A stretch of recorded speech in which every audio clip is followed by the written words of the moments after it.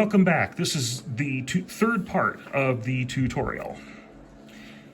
We're going to save a trace. We'll say that we have a picture here on the screen of either spectrum or, in this case, the time domain behavior of this airport surveillance radar. This will be the time domain behavior of your interference source. In order to save to this analyzer, you go over here to this save button. Right here. Hit save.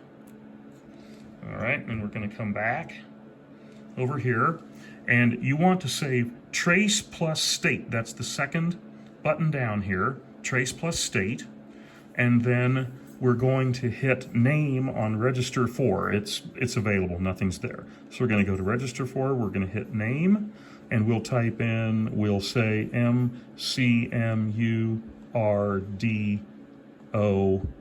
and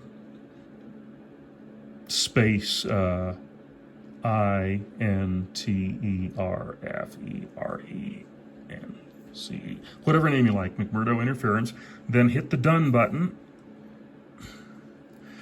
All right, and that should be it. It says register 4 with a date and a time with the name McMurdo interference. We can actually punch out of here with the X button up here in the corner. And if we want to verify that we in fact have this, we can go back over here on the front panel display and go to the recall button right here and then hit recall and then come back over here. And when you want to hit recall, you have to again go to this trace plus state button, because that's what you saved was trace plus state. Hit that, and now it says register 4.